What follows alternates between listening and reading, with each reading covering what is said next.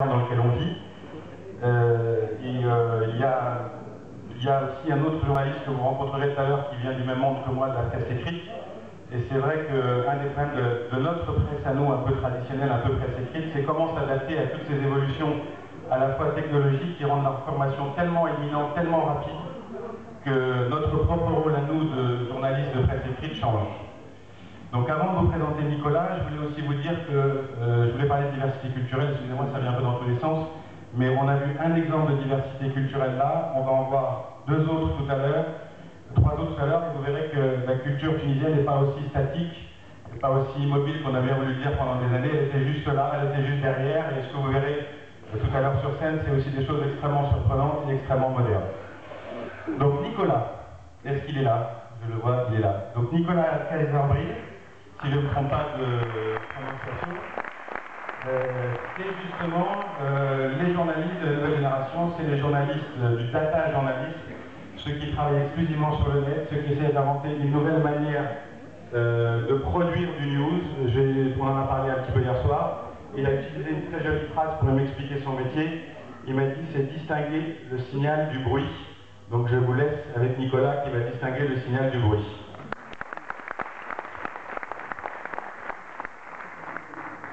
Tout d'abord, je voudrais dire que je suis très heureux et très ému de présenter devant vous après une performance aussi émouvante. Donc la révolution tunisienne et la révolution égyptienne ont permis, entre autres choses, de rétablir la liberté d'expression. Et cette liberté, avec la fin de la censure qu'elle a entraînée, va permettre mécaniquement, va faire augmenter la quantité de contenus qui sont produits par les Égyptiens et les Tunisiens qui peuvent dorénavant s'exprimer comme ils l'entendent. Et ce mouvement-là, en parallèle avec une évolution qu'on a depuis le début de la société de l'information et de la communication, il y a une vingtaine d'années, qui produit de plus en plus de contenu, amène à ce qu'on pourrait appeler l'infobésité. C'est-à-dire qu'on est noyé sous un flot de contenu. Tous les jours sur Twitter, on a une vingtaine de gigaoctets de données qui sont produits uniquement avec les tweets. Sur Facebook, c'est de l'ordre de 70 téraoctets de données. Et dans toute cette information, cette nouvelle quantité va complètement changer la donne des médias traditionnels. Auparavant, c'était assez facile de distinguer les journalistes, de savoir comment était produite l'information, puisqu'on avait les journalistes qui venaient récolter les faits, ils étaient clairement identifiés avec des marques. Ils avaient aussi physiquement des cartes de presse, et on les voyait, comme là sur cette image, on les voyait sur une estrade.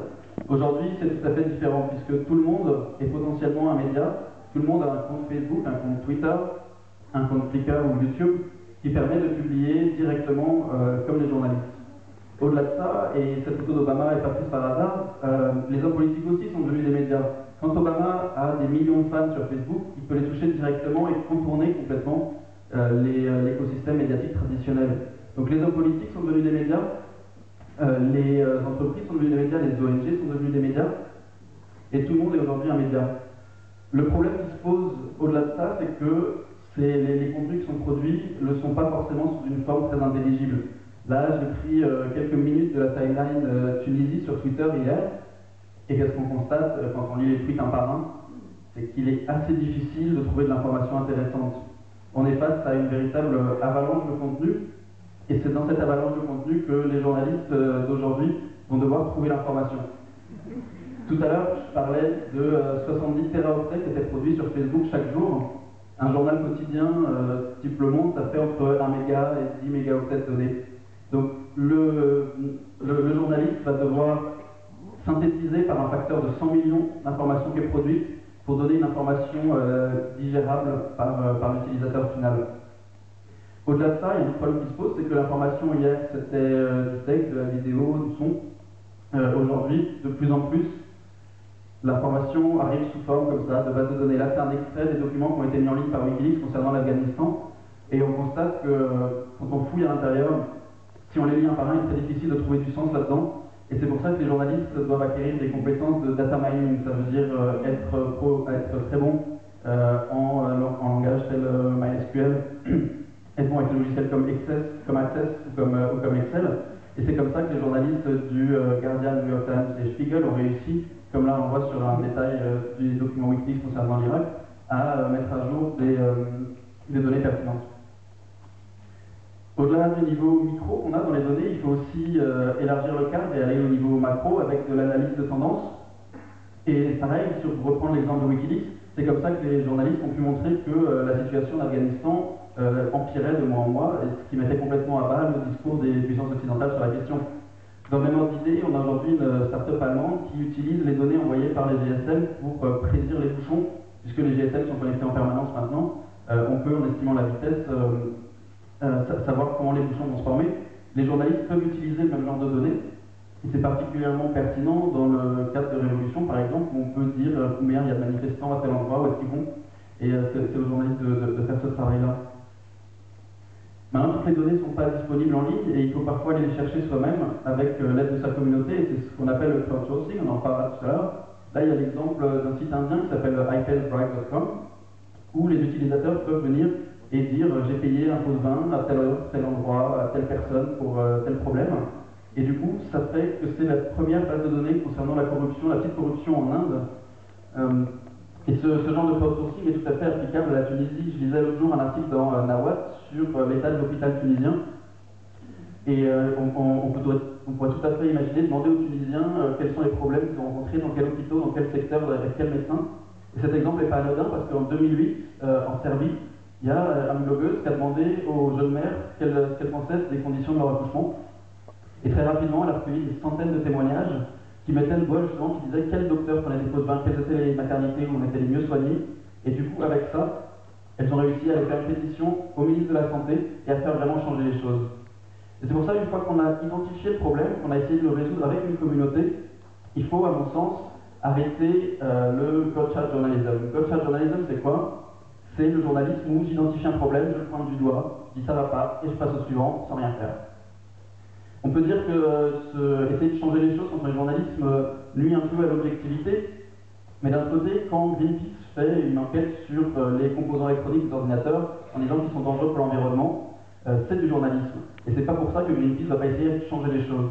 Lorsque la Quadrature du Net en France fait une enquête sur le traité ACTA sur la propriété intellectuelle, c'est aussi du journalisme. Et c'est pas pour ça que la Quadrature du Net ne va pas faire en sorte que ce traité ne soit pas signé.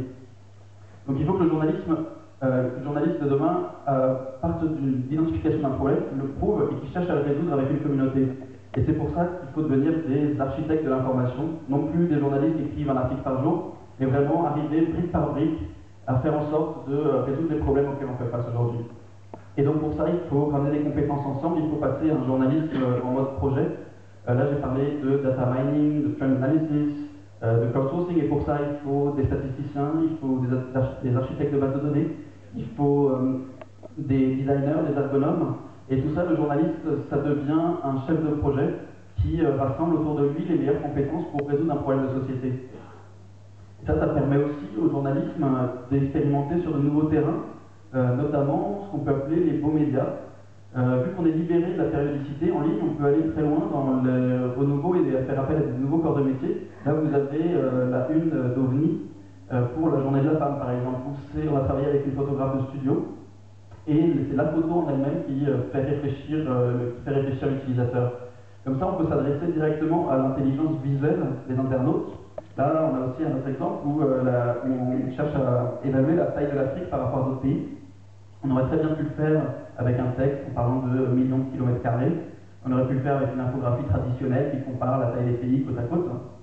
Mais là, on a rajouté une dimension artistique. Et c'est ça qui permet de transformer la manière dont on raconte l'info.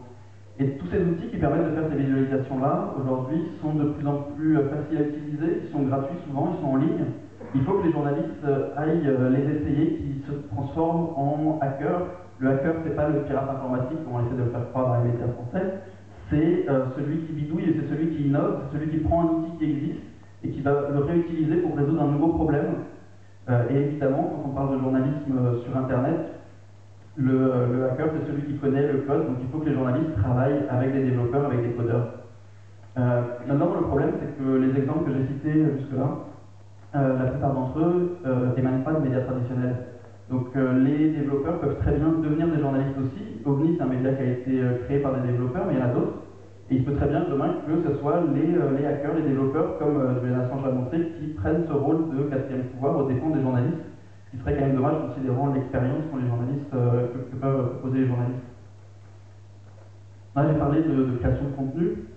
Maintenant, je passerai à la diffusion du contenu, qui est une autre des Il faut évidemment trouver l'utilisateur où qu'il se trouve, donc bien sûr aller sur les plateformes mobiles, donc le web mobile, on en parle depuis un certain temps, il met du temps à arriver. Par contre, ce qui est certain, c'est qu'il faut aller chercher tous les utilisateurs. En Tunisie, par exemple, il y a 95% des personnes qui ont un GSM classique. Pourquoi ne pas leur proposer des contenus par SMS, pousser et récupérer de l'information par SMS? Il faut aussi s'habituer aux nouveaux écrans. Là, on a l'iPad. On a vu qu'en un peu plus d'un an, l'iPad a complètement révolutionné la manière dont l'information était consommée. Mais demain, on va avoir les AMOLED de Samsung qui sont des écrans souples et tactiles. Donc on pourra imaginer avoir des écrans tactiles sur les vêtements, sur les meubles, sur les murs. Et là, il faut que les journalistes s'habituent à proposer des contenus pour ce genre d'expérience aussi. Il faut aussi s'adapter aux usages. Aujourd'hui, l'information est consommée dans des réseaux comme Facebook, comme Twitter. Là, l'exemple de Rockville Sanford, c'est un site américain qui ne publie que sur Facebook, qui a complètement arrêté son site. Donc il faut que les journalistes soient prêts à faire ça aussi. On va bientôt avoir aussi l'émergence du web des objets. Là, les télés dans les transports, c'est quelque chose qui existe depuis assez longtemps dans pas mal de pays. Sauf que demain, la télévision va être capable de communiquer directement avec le téléphone portable. Et pour rester sur cette idée de transport en commun, on peut très bien imaginer que demain, le bus tombe en panne, le média va proposer à l'utilisateur des informations services en lui disant, en fonction du trafic qu'il y a dans la rue, si c'est plus rentable pour lui d'attendre dans le bus, d'aller à pied ou de prendre le taxi. Et en même temps proposer des enquêtes pour lui faire comprendre pourquoi le bus s'est arrêté. Est-ce que c'est parce que la régie de transport est mal gérée? Est-ce que c'est parce qu'il y a du matériel obsolète? Donc tout ça, c'est en enrichissant l'expérience de consommation de contexte, les médias vont arriver à devenir beaucoup plus pertinents pour l'utilisateur. Et les scénarios de consommation média vont se diversifier encore plus avec l'apparition de la réalité augmentée. Et c'est pas pour autant qu'il faut oublier les formats traditionnels en papier, en radio ou en télé. Là, Politico, c'est un blog américain qui est devenu, au fil des années, un journal en papier qui publie à des milliers d'exemplaires à Washington. Donc quand on voit ce tour d'horizon de tout ce qui s'offre au journalisme de demain, on peut se poser la question de savoir si les journalistes vont devoir s'occuper eux-mêmes de la distribution. Aux États-Unis, il y a certains médias qui possèdent les camions de distribution, mais en Europe, la plupart des médias ont externalisé l'impression et la distribution. Et on peut très bien imaginer demain sur Internet que les médias et les journalistes se concentrent vraiment sur ce sur quoi ils sont bons et pertinents, c'est-à-dire la création de contenu. Et c'est pour ça qu'il faut, à mon sens, que les médias deviennent liquides dans le sens où ils puissent proposer des contenus qui viennent s'écouler sur tout type de support, des contenus que les développeurs puissent venir prendre directement dans le média. Et donc, pour revenir à ce que je disais au début, ça veut dire que les médias peuvent devenir des véritables hubs de l'information. Ils vont, à partir de l'avalanche de contenu, réussir à extraire le sens, l'amener dans un endroit identifié qui sera leur marque, et de cet endroit-là, réussir ensuite à faire écouler les contenus qu'ils ont produits, à les faire s'adapter à tout type de support. Et c'est comme ça, à mon sens, que les médias vont réussir à redevenir le nœud du processus informationnel, à redevenir des vecteurs de sens. Et c'est comme ça qu'ils resteront pertinents en tant que quatrième pouvoir. Merci.